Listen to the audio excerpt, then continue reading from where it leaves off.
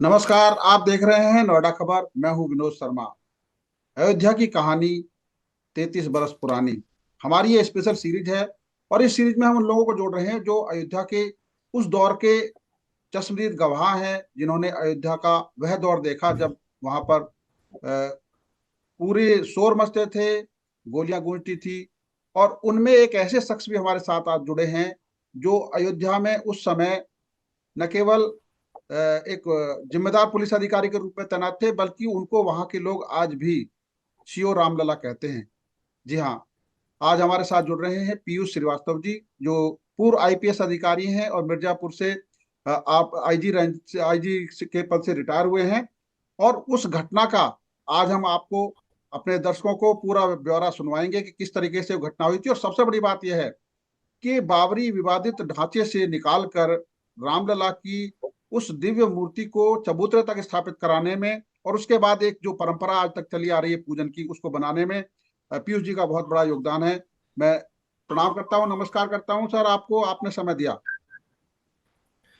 Vinod ji, thank you so much. Thank you so much कि आपने मुझे अपने चैनल के माध्यम से पब्लिक से जोड़ा। जी और जी मुझे भी आपके इस प्रश्न के बाद सारी चीजें याद आ गई एक के बाद एक, क्योंकि जी जी काफी एक लंबा समय गुजर चुका है 6 दिसंबर 1992 को। बट जब आपने मुझसे पूछा इस पर जी इंटरव्यू जी के लिए, तो जी जी जैसे कहते हैं ना, मस्तिष्क में एक पूरी सीरीज फिल्म की जो है दिमाग में आ गई, क्या जी हुआ जी था, जी कैसे हुआ था। तो मैं आपके माध्यम से बताना चाहता हूँ कि जी मैं 85 बैच में मेरा सिलेक्शन हुआ था, और मैं फर्स्ट पोस्टिंग इलाहाबाद और सेकंड मेरी पोस्टिंग फैजाबाद हुई थी 91 में। जी और जी मैं सीओ अयोध्या के पद पर मेरी पोस्टिंग हुई थी जुलाई 92 में। जी और जुलाई 92 में भी एक सिंबॉलिक कार सेवा का आयोजन हुआ था, जिसमें जो है करीब 1.25 लाख कार सेवकों ने वहाँ पार्टिसिपेट किया था, और 3 दिन ये कार्यक्रम चला था, और जी बहुत शांतिपूर्ण तरीके से कार्यक्रम हुआ था। इसके हम्म बाद जैसा आप जानते हैं कि दोबारा जो है कार सेवा का आह्वान हुआ था पार्टी लेवल से। और हम्म उस समय ये प्रकरण विभिन्न कोर्ट में भी गए थे, रोकने के लिए भी और कराने के लिए, अनुमति देने के लिए भी। जी तो जी सुप्रीम कोर्ट, माननीय सुप्रीम कोर्ट के द्वारा ये निर्देश दिए गए थे स्टेट गवर्नमेंट को कि काफी संख्या में ट्रेन, बसेस चलाकर फैसिलिटेट किया जाए कार सेवकों को, जी जिससे कि वहां आने जाने में जो है लोगों को दिक्कत ना हो। जी 20 नवंबर के आसपास से कार सेवकों की भीड़ वहां बढ़ने लगी थी, हम्म और 6 दिसंबर लगभग 3.5 लाख कार सेवक अयोध्या में उपस्थित थे। जी जिस दिन ये घटना है, उस दिन ये तय हुआ था प्रशासन के द्वारा कि दर्शन भी चलते रहेंगे, हम्म प्रतीकात्मक कार सेवा भी होती रहेगी। हम्म प्रतीकात्मक कार सेवा की एक अलग से लाइन लगाने का पूरी व्यवस्था की गई थी बैरिकेडिंग के माध्यम से, जी जिसमें प्रत्येक कार सेवक अपने एक मुट्ठी बालू लेके आने वाला था। और जो राम चबूतरा, आप जानते होंगे, वहां पर एक राम जी चबूतरा नाम का भी स्थान था। राम जी चबूतरा में चारों तरफ जो है ईंटे की वॉल बनाई गई थी, जिसके बीच में पूरा हॉलो था। उस हॉलो हम्म प्लेस में जी सभी कारसेवकों को एक एक मुट्ठी बालू डालकर और हम्म बैरिकेडिंग के माध्यम से उनको परिसर से बाहर निकलना था। जी एक और लाइन चल रही थी, जिसके माध्यम से जो दर्शन का कार्य था वो भी सुचारू रूप से चलाया जा रहा था। दोनों हम्म चीजें वहां चल रही थी। जी इसके अतिरिक्त थोड़ी दूर पर, करीब 250 मीटर दूर पर, हम्म एक बिल्डिंग थी जिस पर एक मंच बनाया गया था, जिसमें सभी गणमान्य पार्टी जी के जो जी नेता थे वो मौजूद थे। माननीय उमा भारती रितंबरा जी, हम्म श्री अशोक सिंघल साहब, ये सभी वहीं उपस्थित थे। और जी वहां पब्लिक बड़े धैर्य के साथ उनकी स्पीच सुन रही थी। हम्म हमारी मदद के लिए जो है काफी संख्या में वॉलंटियर्स थे। हम्म आरएसएस के काफी लड़के हमारे साथ थे, जो हम्म हाफ पैंट और अपनी ड्रेस में डंडा लेकर हमारे साथ लाइन लगवाने में लगे हुए थे। हम्म ये वहीं बाउंड्री वॉल पर खड़े होकर लाइन लगवा रहे थे। जी 11:30 तक सुचारू रूप से दर्शन का भी काम चल रहा था, और हम्म सिंबॉलिक कार सेवा चल रही थी, और हम्म पब्लिक भी सुन रही थी। हम्म कुछ लाइन में भगदड़ सी हुई, तो जो हमारे वॉलंटियर्स लड़के थे, जो खाकी हम्म हाफ पैंट में थे, उन्होंने हम्म डंडे के माध्यम से उन लड़कों को ठीक करने का प्रयास किया कि हम्म लाइन सही रहे।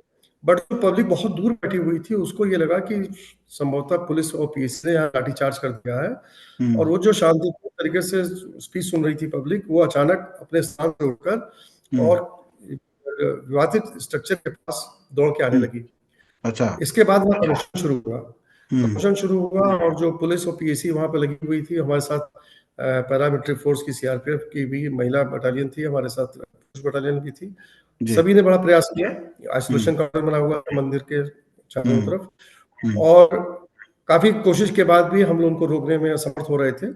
जी। इस पर मैसेज हुआ कि वहां पर करीब 300 पैरामिलिट्री फोर्स भी हमारे मदद के लिए भेजी गई थी। उनको हम्म। बुलाने का जो आदेश हुआ वो आई भी, जी।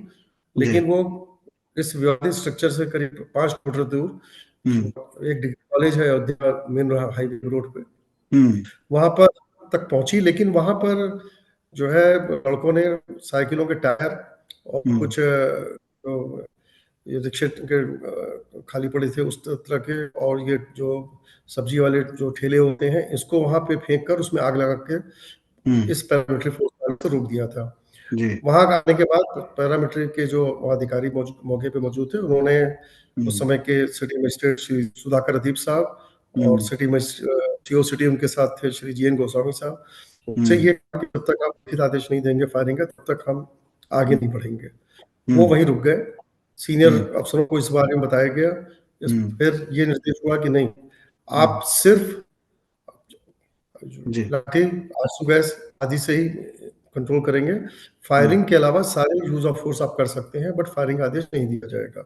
हम्म। बट पैरामिलिट्री फोर्स ने आगे बढ़ने से इनकार कर दिया, और हम्म। पैरामिलिट्री फोर्स लगभग 5 मीटर दूर पे रुकी रही। इस अच्छा। बीच में कारसेवकों की भीड़ बढ़ती गई, और वो इस हम्म। स्ट्रक्चर को जो है हम्म। गिराने का प्रयास करने लगी। हम्म। और हम लोगों ने काफी देर कोशिश किया, परंतु फिर ये लग गया कि हम लोग इसको नहीं रोक पाएंगे। हम्म। तो हम लोगों ने वहाँ पर जो अपनी महिला बटालियन सीआरपीएफ की थी, हमारी जो हम्म। महिला का फोर्स भी पुलिस की थी, उनको उस हम्म। परिसर से किसी तरीके से उनको भीड़ से बचाकर उनको बाहर निकाल लिया। हम्म। और ये कार्य वहाँ पे विवादित हम्म। स्ट्रक्चर को तोड़ने का ये प्रारंभ हो गया। हम्म। मेरा अभी मेरे आंखों के सामने की बातें हैं। जी। तो करीब 600 से 700 लोग अंदर से भी उसको तोड़ रहे थे, स्कूटरी स्ट्रक्चर को, अच्छा। और बाकी लोग बाहर से उसको तोड़ने में लगे थे। और जब हम्म। ये स्ट्रक्चर, ये 3 गुंबद गिरे हुए हैं, हम्म। तो निश्चित रूप से उसके अंदर 500 से 600 कार सेवक उसके अंदर दब गए, जो हम्म। कि उस जुनून में अंदर थे, वो बाहर निकले ही नहीं।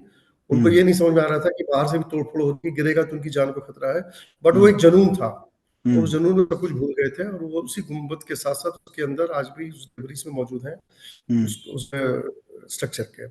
हम्म। इसमें काफी देर तक कार सेवकों ने फावड़े से और अपने हथियार इससे सुम्बी उम्बी से हथौड़ों से प्रयास किया, लेकिन बहुत हम्म। हल्की दीवार छील पाए थे, क्योंकि वो बड़ी मजबूत इमारत थी।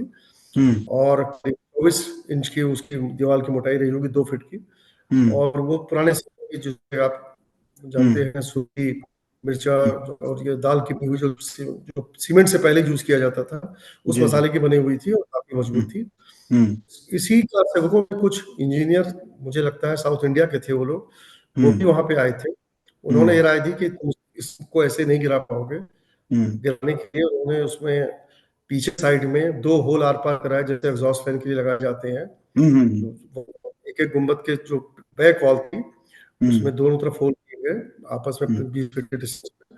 और उसमें हम्म। मोटे रस्से, ये रस्से भी हमारे क्राउड कंट्रोल के थे, क्राउड हम्म। कंट्रोल मैनेज करने के बड़े मोटे रस्से हमें मिले थे। उन हम्म। रस्सों को बांध कर करीब 70-80 फीट नीचे तक लटकाया गया, क्योंकि ये स्ट्रक्चर काफी ऊंचाई पर था। पीछे हम्म। साइड से लटकाया गया। वहां पर जो ट्रैक्टर से भीड़ आई थी, करीब हम्म। 30-35 ट्रैक्टरों को एक दूसरे से जोड़ा गया, हम्म। और इन रस्सों से बांधकर सभी ट्रैक्टरों को एक साथ चलाया गया। हम्म। मैं वही मौके पे मौजूद था, तो सारे ट्रैक्टर ने जब खींचने का प्रयास किया, तो सारे ट्रैक्टरों का इंजन हवा में उठ गया, हम्म। क्योंकि जो बड़ी मोटी थी और वो हम्म। तोड़ नहीं पा रहे थे, तो सारे हम्म। ट्रैक्टर हवा में उड़ गए थे। तो हम्म। हजारों की संख्या में कार सेवक ट्रैक्टरों के बॉनेट पर रस्से पर झूल गए, जिससे हम्म। कि ट्रैक्टर न उठ नहीं पाए। और जब वो 30-35 ट्रैक्टर एक साथ उन्होंने जोर लगाया, तो पीछे की वॉल गिर गई। हम्म। लेकिन इसके बाद भी डिस्प्यूटेड स्ट्रक्चर 3 वॉल पे खड़ा हुआ था, जो हम्म। कि वो काफी मजबूत था। जब हम्म। सेकंड वॉल उन्होंने टच किया, इस तरह से गिराया, तब वो हम्म। गुम्बद नीचे गिरे। तो हम्म। ये करीब 12:30 पे स्टार्ट हुआ था, और हम्म। 4:45 बजे हम्म। तीनों गुम्बद उसके गिर चुके थे। हम्म। और ये घटना इस तरह से घटित हुई थी। तो उस समय एक ये जो दिव्य प्रतिमा थी जो अंदर थी मौजूद, उसको किस तरीके से बाहर निकाला, क्योंकि वो उस समय भीड़ भी थी और चिंता तो रही होगी जो पुजारी रहेंगे उस समय। जी, मैं वहाँ का सीओ जुलाई से था, तो वहाँ पे जितने भी साधु संत और पुजारी थे, सब मेरे बहुत अच्छे परिचित थे, हम्म। क्योंकि मैं वो रोज वहीं पे रहता था। हम्म। तो जो मेन पुजारी थे, जो वहाँ पे रोज भोग लगाते थे, सत्येंद्र दास जी, वो मेरे साथी थे। तो जब हम्म। ये देखा गया कि ये इस तरह से वहाँ कार सेवक घुस गए हैं और ये मूर्ति भी गायब हो सकती है, तो हम्म। हम उस मूर्ति को छुपाकर धीरे से वहां से निकालकर, और हम्म। उसी परिसर में करीब 200 मीटर दूर एक पुराना वृक्ष था काफी बड़ा, उसके हम्म। नीचे उसको रख दिया गया था, और वहां पर वो उसके हम्म। साथ आरती कर रहे थे। और हम्म। रात में जब सब कुछ हो चुका था, तो फिर धीरे से उस मूर्ति को लाकर वहां स्थापित कर दिया गया था, हम्म। कि वहां के उस बिल्डिंग के गिरने से, उसके मलबे से उसकी ऊंचाई काफी और बढ़ गई थी। तो हम्म। उसके ऊपर जगह करके थोड़ा समतल बनाकर, और हम्म। 4 छोटे-छोटे बाँस के हम्म। खंभे लगाकर एक हम्म। टेम्परेरी कपड़ा लगा दिया गया था, हम्म। और मूर्ति को स्थापित करके वहाँ हम्म। पर 6 तारीख की रात को छोड़ दिया गया था। वहाँ पूजा अर्चना हम्म। चल रही थी। हम्म। और 7 तारीख को भी पूरा दिन जो है, वो पूरा एरिया कार सेवकों के पास ही रहा, चूँकि उसमें कोई भी इंटरफेरेंस नहीं हो सका था। 8 हम्म। तारीख 7/8 की भोर में करीब 5 बजे हम्म। अचानक पैरामिलिट्री फोर्स काफ़ी हम्म। संख्या में वहाँ पे आई, और उन्होंने उस पूरे एरिया को खाली कराया, और उसके हम्म। बाद वो पूरा एरिया काफ़ी समय तक सेंट्रल फोर्सेस के अधीन रहा, और हम्म। उसकी सुरक्षा वही कर रहे थे। तो हम्म। इस प्रकार से ये मूर्ति वहाँ पे रखी गई थी। हम्म। तो जब इस आपने जुलाई में चार्ज लिया था, उसके बाद आप कई बार गए होंगे वो दिव्य मूर्ति देखने के लिए, और वहां पे काफी साधु संत जब पहले रहते हैं, तो उस समय ये भी बताया गया, क्योंकि अभी हाल ही में एक इंटरव्यू उन्होंने दिया है सत्येंद्र दास जी ने, उन्होंने कहा कि कई दिन तक भूखे रहे थे भगवान, उनके लिए भोग की व्यवस्था नहीं हो पाई थी, और आपने शायद उसमें महत्वपूर्ण योगदान दिया था। इसका जिक्र उन्होंने किया अभी हाल ही में एक इंटरव्यू। जी, मैं आपको और इसके बारे में और ज़्यादा बताना चाहूँगा, कि उस समय जब ये घटना हो गई, तो हम्म। तत्कालीन डीएम और एसएसपी साहब को हम्म। सस्पेंड कर दिया गया था, और हम्म। मुझसे ऊपर और सारे अधिकारी धीरे-धीरे करके सभी ट्रांसफ़र हो गए थे वहाँ से, और हम्म। मेरे नीचे चौकी इंचार्ज तक के अधिकारी को ट्रांसफ़र हुआ था। बट हम्म। मैं तो यही मानूँगा कि रामलला की कृपा से मैं उस कुर्सी पर उस घटना के 4 महीने बाद तक मैं कंटिन्यू किया एससीओ अध्यक्ष, और मैं वहीं हम्म। रहा। हम्म। जब ये पैरामिलिट्री फोर्स ने उसको कब्जा कर लिया था, तो हम्म। उसके बाद 2-3 हम्म। दिन मरमरिंग हुई, साधु संतों में आपस में मीटिंगें हुई, कि हम्म। हमारे रामलला भूखे हैं और हमें उनको भोग लगाने जाना है। हम्म। फिर उनका प्रशासन के लिए मैसेज आया कि हम कल प्रस्थान करेंगे, और हम्म। आप अगर हमें रोकना चाहें रोक लें, गोली चलाना चाहें गोली चला लें, लेकिन हम्म। हम हम्म। रामलला को भूखे नहीं रहना देंगे। हम्म। ये मैसेज प्रशासन में मिला, तो ये बड़ा भारी चुनौती थी कि हम्म। इसको कैसे इसका कोई रास्ता निकाला जाए। तो हम्म। तत्कालीन कमिश्नर श्री अरविंद नोरा सर के रेजिडेंस हम्म। पर हम्म। सभी वरिष्ठ अधिकारियों की मीटिंग हुई। और हम्म। चूंकि मैं ही एकमात्र ऐसा अधिकारी वहां था जो घटना से पहले से वहां मौजूद था, और घटना के बाद भी वहां पे था, क्योंकि हम्म। बाकी सारे अधिकारी वहां से ट्रांसफर हो चुके थे। तो हम्म। उस मीटिंग में काफी विचार विमर्श के बाद ये निष्कर्ष निकाला गया कि हम्म। कुछ साधु संतों को वहां हम्म। पर पुलिस अभिरक्षा में ले जाकर और उनका हम्म। भोग लगाने का कार्य किया जाए। और हम्म। इसके लिए उन्होंने फिर ये दायित्व मुझे दिया, और कहा कि हम्म। आप चूंकि पहले से यहाँ पोस्टेड, आप सभी को हम्म। जानते हैं, तो हम्म। सभी साधु संतों को हम्म। भीड़ लगाने के जगह आप हम्म। उनको कोशिश करें कि वो कम से कम संख्या में जाएं और भोग लगा लें। हम्म। भारी संख्या में अलाउ नहीं किया जाएगा, क्योंकि लॉ एंड ऑर्डर की भी समस्या थी, और हम्म। कुछ भी हो सकता था। हम्म। इसके बाद मैं श्री रामचंद्र परमहंस जी के आश्रम में गया, वहाँ पे सभी साधु संत से मेरी मुलाकात हुई, वहाँ हम्म। मेरी उनकी मीटिंग हुई, और फिर मैंने उनसे ये रिक्वेस्ट किया कि हम्म। आप लोग मुझे अपने साथ 30-35 हम्म। साधुओं को ले जाने के लिए आप लोग तैयार हो जाएं, मैं आपको अपने साथ बस में लेकर चलूंगा, हम्म। और हम चल के वहाँ भोग लगाएंगे। लेकिन हम्म। 20-25 साल 30 साधुओं से ज़्यादा को ले जाने में दिक्कत आएगी। हम्म। काफ़ी मान मनोबल के बाद तब साधु हम्म। संत इस बात के लिए माने। फिर हम्म। हमने एक बस की थी, बस में आगे पीछे हमने काफ़ी संख्या में फोर्स लगाया था, और हम्म। मैं अपने साथ उसी बस में मैं खुद भी बैठकर इन साधु संतों को लेकर गया था। और हम्म। घटना के बाद सबसे पहले भोग लगाने में मैं भी वहाँ उपस्थित था। और मैं हम्म। अपने को बड़ा फॉर्चुनेट मानता हूँ कि इस हम्म। ऐतिहासिक घटना में मैं वहाँ मौके पे रहा हूँ। और उसके हम्म। बाद जो है, जिसे कहते हैं कि वो जो डिस्प्यूटेड स्ट्रक्चर के हटने के बाद जो एक स्वतंत्रता की फीलिंग होती है, उसमें रामलला की मूर्ति की मैं पूजा अर्चना में सबसे पहले मेरे हम्म। सामने वो पूजा अर्चना हुई थी। हम्म। अच्छा, जिस समय आप अयोध्या में पोस्टेड हुए थे, उस समय जो पुलिस का स्ट्रक्चर क्या था वहां पे, अगर हम आज की तुलना, क्योंकि आज तो आईजी वो वहां पे बन गया, पूरा रेंज बन गई है वो तो अयोध्या, तो उस समय का स्ट्रक्चर क्या था पुलिस की सिक्योरिटी, क्योंकि सिक्योरिटी तो बाद में जब जिस दिन वो विवादित ढांचा ढहा, उसके बाद तो पैरामिलिट्री फोर्स आ गई, लेकिन उससे पहले क्या स्ट्रक्चर था उस समय? मैं आपको बताना चाहूंगा कि वहां पर फोर्स ऐसा नहीं था कि पहले कम था। वहां हम्म। उस समय भी पर्याप्त फोर्स लगा हुआ था। 14 कंपनी हमारे पास हमेशा मौजूद रहती थी, हम्म। जिसमें 10 कंपनी पीएसी रहती थी, 3 कंपनी पैरा सीआरपीएफ की हमारे पास रहती थी, मेल मेल सीआरपीएफ, पुरुष हम्म। सीआरपीएफ कांस्टेबल्स की, और हम्म। 1 कंपनी महिला सीआरपीएफ हमारे पास हमेशा रहती थी। ये हम्म। जब मैंने चार्ज लिया था तब से स्ट्रक्चर वहाँ फोर्स चला रहा था। इसके हम्म। अलावा कम से कम 250 सब इंस्पेक्टर और 2000 कांस्टेबल्स पूरे जोन से हमें बाई रोटेशन मिलते थे ड्यूटी के लिए। तो ये हम्म। फोर्स का स्ट्रक्चर उस समय था वहाँ पर। हम्म। और वहाँ पर जो दर्शन का और सब सिस्टम था वो बाद में इसके गिरने के बाद पूरा एंटायरली वो सारा सिस्टम चेंज हुआ, और अब तो हम्म। वहाँ काफी संख्या में और हम्म। फोर्सेस नियुक्त की गई है। एक घटना और याद आती है, उस समय जो मीडिया का एक सेंटर बनाया था आप लोगों ने, वहां पे भी कुछ कार सेवकों ने हमला किया था कुछ, वो याद संस्मरण हमारे दर्शकों को बताइए थोड़ा।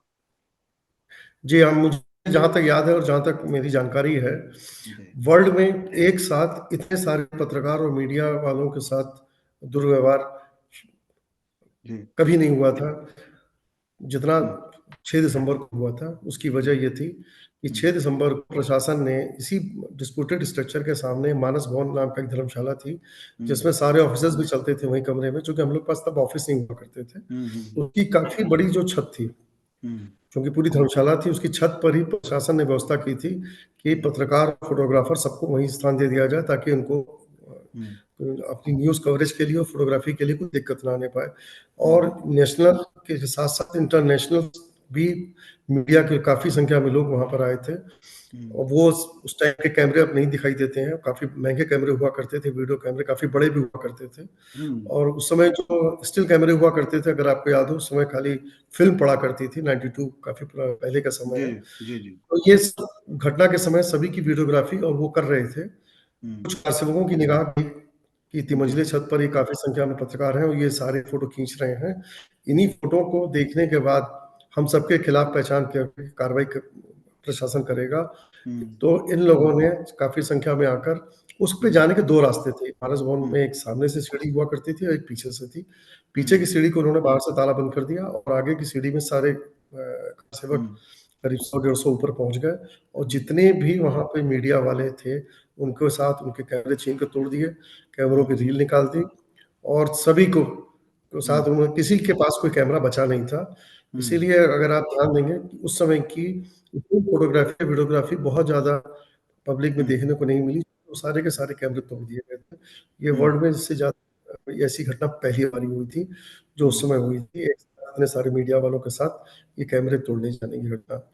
ये भी हम्म। एक वो था, और इसको लेकर मैंने कई कमीशन पेश किए हैं। हम्म। जस्टिस इमरान कमीशन इसमें बनाया गया था, फैक्ट फाइंडिंग कमीशन था। घटना हम्म। क्यों हुई, कैसे हुई, और ये कैसे रोकी जा सकती थी, हम्म। उस ये इंक्वायरी मेरे खिलाफ चली। सीबीआई ने केस रजिस्टर किया था, वो इंक्वायरी चली। हम्म। साथ ही साथ प्रेस काउंसिल ऑफ इंडिया ने एक अलग इंक्वायरी की थी हम्म। रिगार्डिंग प्रेस मीडिया के लोगों के साथ मिस हैंडलिंग की। ये जी। सारी इंक्वायरी मेरे साथ चली। बट हम्म। मुझे खुशी है और मुझे लगता है कि रामलला के विशेष कृपा रही कि मैं आईजी के पद पर पहुंच के वहां से रिटायर हुआ। पीपीएस हम्म। ऑफिसर के लिए आईजी का पद ही सबसे बड़ा पद होता है, जहां मैं हम्म। पहुंचकर एज आईजी रेंज मिर्जापुर 2021 में रिटायर हुआ।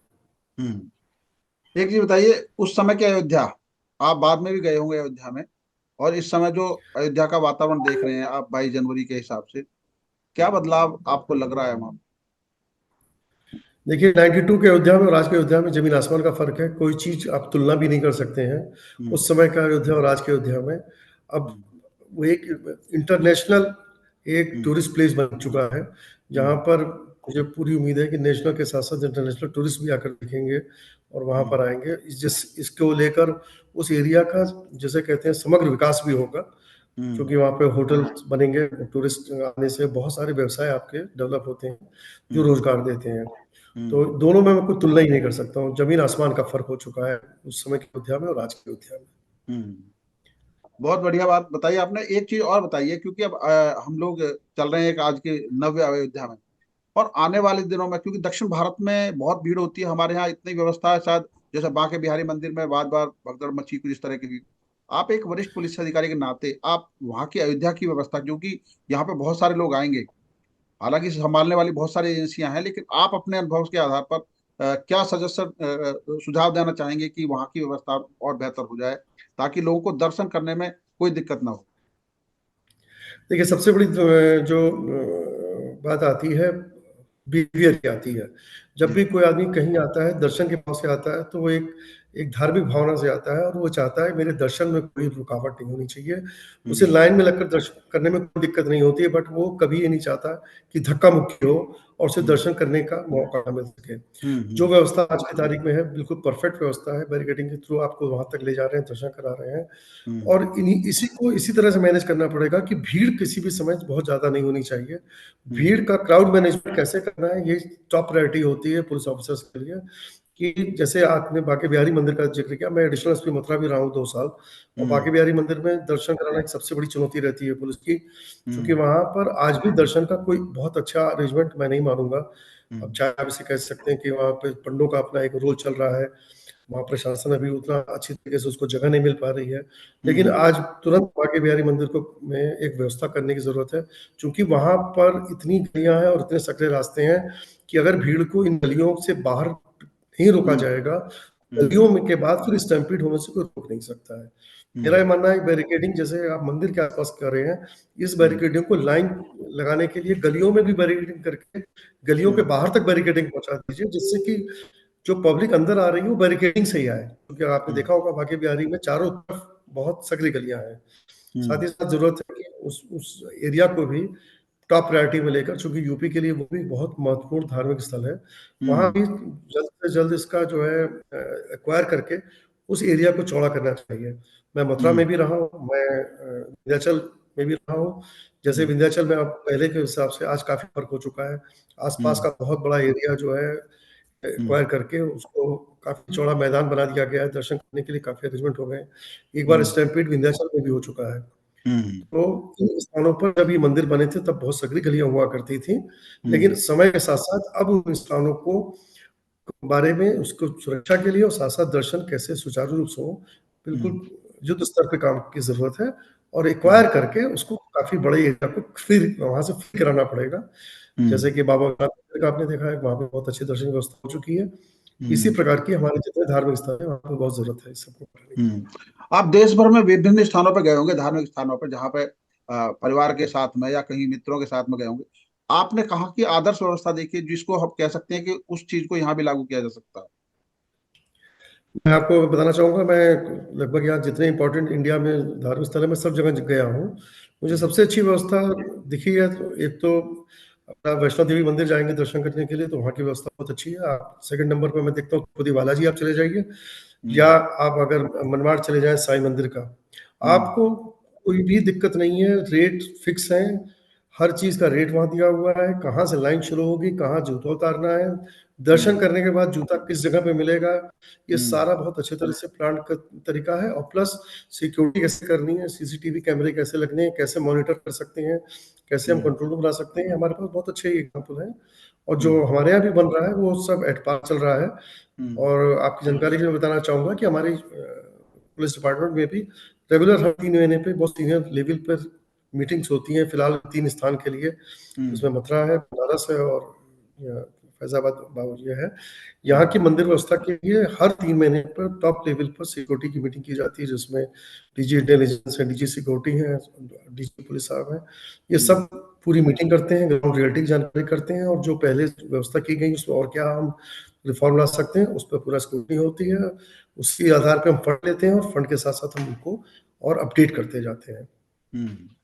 अच्छा, जिस तरीके से सर वहाँ पे एयरपोर्ट बना है, रेलवे स्टेशन बना है, बस अड्डा, क्योंकि लोगों की गाड़ियों से आने वालों की व्यवस्था मतलब ज्यादा संख्या होगी, आपकी नज़र में वहां पर क्योंकि पार्किंग का भी प्लान किया गया है, लेकिन लगता है कि उसकी जरूरत और ज्यादा पड़ेगी आपकी नज़र, क्योंकि क्योंकि ट्रैफिक पुलिस तो सब कुछ संभालती है, ट्रैफिक भी संभालती है, जो वहां पे जनसभा भी आयोजित हो रही है वो भी संभालती है। तो आपकी नज़र में उसमें और कुछ भी सुधार जो भी, क्योंकि आपके जरिए मैं ये मैसेज देना चाहता हूँ कि अयोध्या में जो होने जा रहा है उसके बाद की जो चुनौतियां हैं उन पर भी विचार किया जाए।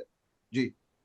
ये आपने बिल्कुल सही कहा है, और पुलिस इस पे बिल्कुल विचार कर रही है। हम्म। और ये जैसे-जैसे भीड़ बढ़ती है, उसी हिसाब से धीरे-धीरे हम लोग अपने रिक्वायरमेंट्स बढ़ाते जाते हैं, फोर्स बढ़ाते जाते हैं। ये हम्म। समय के साथ होता है, ये एक दिन में नहीं हो सकता है, ये हम्म। धीरे-धीरे होगा।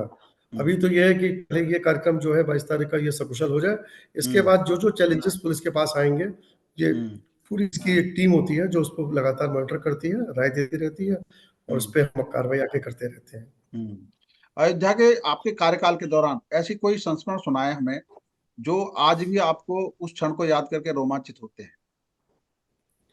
देखिए, उसमें बहुत सारे संस्मरण हैं, अगर मैं संस्मरण सुनाने लगूंगा तो बहुत टाइम लगेगा, लेकिन फिर भी कुछ हमारे रोचक पास 9 मिनट संस्मरण का आपको टाइम जरूर है। मैं बताना चाहूंगा, चूंकि वो मैं तो पहले से था और उसके बाद भी रहा हूँ, जी तो जी जी। बड़े सारे संस्मरण उस समय के हैं। पहला तो हाँ संस्मरण आपको यही बता दूं कि जो पैरामिलिट्री फोर्स का रिक्वायरमेंट स्टेट गवर्नमेंट की तरफ से जाता है, और हाँ जब स्टेट गवर्नमेंट रिक्वेस्ट करती है सेंट्रल गवर्नमेंट से, तब सेंट्रल गवर्नमेंट आपको पैरामिलिट्री फोर्स अलॉट करती है।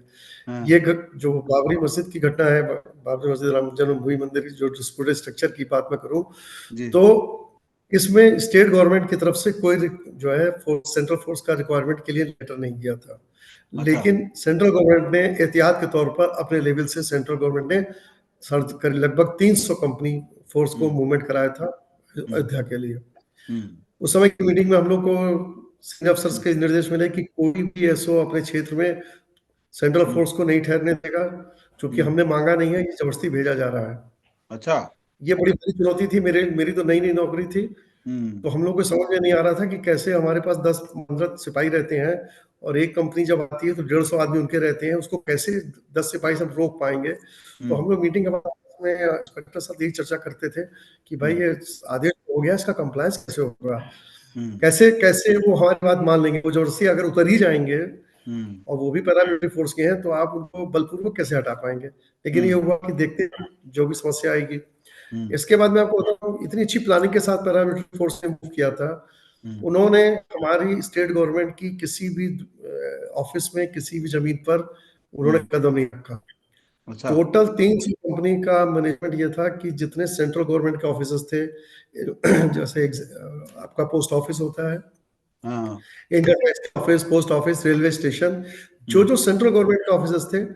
उन्होंने पहले से प्लानिंग करके वो सीधे वहीं आ गए थे, अच्छा। और उन्होंने स्टेट गवर्नमेंट पे कुछ भी कदम नहीं रखा। हाँ। सेकंड, हम लोग को लगा कि अब ये हमसे पेट्रोल और डीजल की मांग करेंगे, हम लोग नहीं देंगे।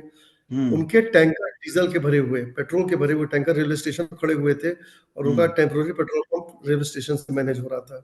अरे। जो फोर्स बाद में आया, लास्ट में आया, वो ट्रेन जिस ट्रेन में आया, वो हम्म। ट्रेन टेम्पोररी बैरक बना दी गई। वो उन्होंने लूप लाइन भी ट्रेन खड़ा कर करके उनको ही बैरक बना दिया था। सारे फोर्स के जो उनके फोर्स आज लोग थे, वो उसी ट्रेन में सो रहे थे। फिर अच्छा। हमको लगा कि शायद बिजली की जरूरत पड़ेगी, तो उनके साथ अपने बड़े भारी भारी जनरेटर वो लेके आए थे। फिर ये हम्म। हुआ कि वो ट्रेन से तो आ जाएंगे, उन्हें लोकल कार चाहिए होगा।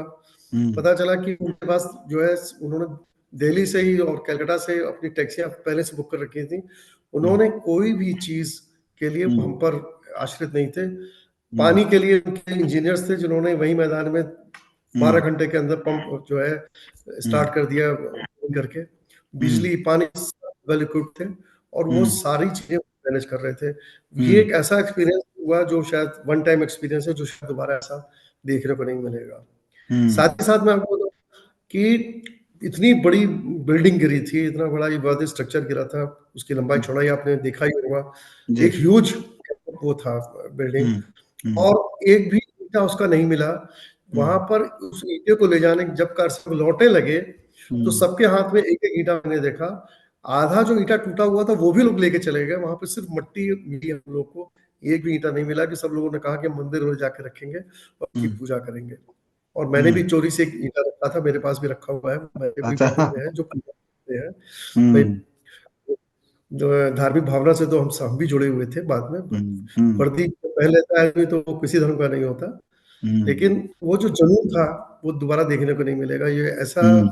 एक्सपीरियंस है, जिसने देखा वो, आई थिंक ये दोबारा कभी देखने को नहीं मिलेगा। फिर इसी हम्म। में एक इंटरेस्टिंग किस्सा मैं बताना चाहूंगा, जी जी जो जी हमारे जी। बड़ा भारी लॉ एंड ऑर्डर समस्या हुई थी। हाँ। कुछ हाँ। विदेशी फोटोग्राफर थे, और उनके साथ कुछ फीमेल पत्रकार भी थी। ये हम्म। लोग घूम रहे थे हनुमानगढ़ी के आसपास, तो ये वहाँ गरीब बच्चे काफी थे, तो केला फेंक कर उनको दे रहे थे, तो वो सारे हम्म। बच्चे उछल उछल के केला ले रहे थे। हम्म। उसकी लोग वीडियो बना रहे थे। अच्छा। शासकों ने ये समझ के, और ये उनको लगा कि ये हमारी जो है पावर्टी और गरीबी की मखौल उड़ा रहे हैं, हम्म। और ये विदेश में जाकर दिखाएंगे कि हमारे बच्चे कैसे भूखे नंगे केलों को लूटते हैं। हम्म। इस हम्म। भावना से उन्होंने पत्रकारों को पीटना शुरू हम्म। कर दिया। हम्म। और जब हम लोग को पता चला, तो हम लोग बड़ी मुश्किल से वहां पहुंच के और उन कारसेवकों से उनको बचाकर किसी तरह थाने पर लाकर उनको सुरक्षित रखा। लेकिन हम्म। कारसेवकों ने उसके बाद आकर पूरा थाना घेर लिया, कई हजार कारसेवकों ने अच्छा। कोतवाली अध्यक्ष को घेर लिया। उनकी हम्म। मांग थी कि इनको हमारे हवाले कर दीजिए, हम इन्हें आज जान से मार देंगे। ओहो। और ऐसे, और ये वो जो एक जुनून होता है, वो जुनून ऐसा था उन कारसेवकों का कि हम्म। कुछ सुनने को तैयार नहीं थे। उसको हम्म। हम लोगों ने बड़ी मुश्किल से 2 घंटे तक मान मनोबल करके और समझा बुझा कर किसी तरीके से कारसेवकों से इनको हमने बचाया था। नहीं तो ये हम्म। भीड़ ने निश्चित रूप से इनको वहां पे मार दिया होता। तो इस हम्म। तरह से असंख्य वहां पे घटनाएं हैं। मुझे मुझे तो लगता है, मुझे एक मूड आता है कभी कभी कि इस पर हम्म। एक एक अपनी एक डायरी से लिख दूं, एक किताब लिख दूं कि बिल्कुल लिखिए, वहाँ क्या बिल्कुल हुआ लिखिए। था। अच्छा, मैं जी एक, क्योंकि अब आप अयोध्या में बहुत दिन रहे हैं और दर्शकों के लिए ये इंटरेस्टिंग विषय है कि अयोध्या में बहुत सारे मंदिर हैं, बहुत सारे साधु संत आपको मिले, एक अलग तरह के लोग भी मिले होंगे जो साधु संत हैं, किसी के बारे में जिक्र करना चाहेंगे? नहीं, वहाँ तो जो सभी हमारे बड़े अच्छे सभी साथ संबंध थे, और हाँ। किसी एक का जिक्र करके बाकी अगर ना करना मेरे हिसाब से नहीं, ठीक नहीं एक होगा। अलग तरह के होते हैं कुछ, मतलब जिनका नाम भी अलग तरह का होता है, कुछ अलग तरह के, या धार्मिक स्थल जितने भी वहां पर मंदिर हैं, क्योंकि मंदिरों में बहुत सारे, कनक भवन के बारे में जानते हैं लोग, लेकिन कुछ ऐसे मंदिर हैं जो हैं बहुत महत्वपूर्ण, लेकिन लोगों की जुबान में नहीं आते ज्यादा। आप तो घूमे सारे में। नहीं, वहाँ बहुत सारे थे, बहुत सारे साधु हैं जो भी कभी भी लाइट में भी नहीं आते हैं।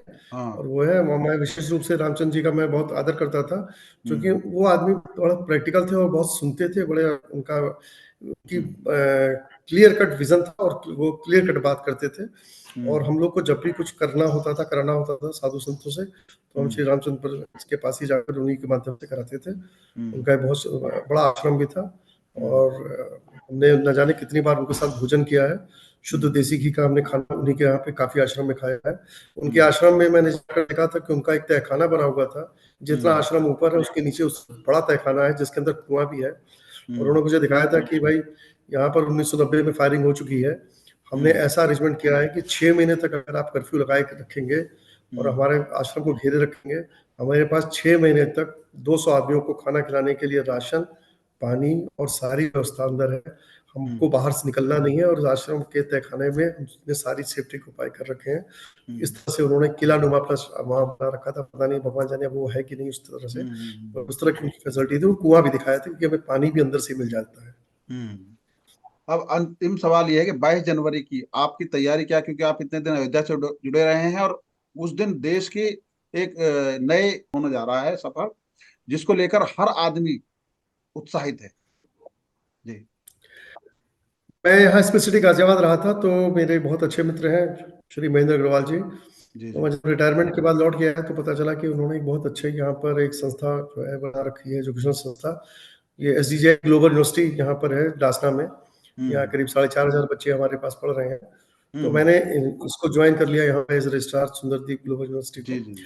और इसमें एक बहुत अच्छा मंदिर बना हुआ है। हाँ। तो हमने व्यवस्था की है, हमारा 4 घंटे का यहाँ सुंदरकांड होगा। हम्म। 22 तारीख को सुंदरकांड के बाद प्रसाद वितरण होगा, और जैसे हम्म। जैसे कार्यक्रम वहाँ चल रहे होंगे, हम हम्म। लगभग वो सारे कार्यक्रम अपने इसी कैंपस के अंदर मंदिर में करेंगे। वाह वाह, बहुत बहुत आपको बधाई। और आपने इतनी महत्वपूर्ण बातें अयोध्या से संबंधित बताई हैं, और वो संस्मरण जो है इतिहास के पन्नों में दर्ज हो गए, और जिसको ले लोग अब तक केवल किताबों में, किस्सों में पढ़ते थे, सुनते थे, लेकिन आज एक चश्मदीद के जरिए हमने वो बातें सुनी, और आपने इसको बड़े दिलचस्प तरीके से हमारे सामने रखा। आपका बहुत बहुत धन्यवाद सर। विनोद जी, मैं धन्यवाद आपको देना चाहता हूँ कि कम से कम आपके माध्यम से बहुत सारी चीज़ें जो है आम लोगों को पता चलेगी। और जी। मैं जी। फॉर्चुनेट हूँ कि आपने सबसे पहले मुझे इस टॉपिक पर बात किया। Thank you so much. जी। जय हिंद। नमस्कार, नमस्कार।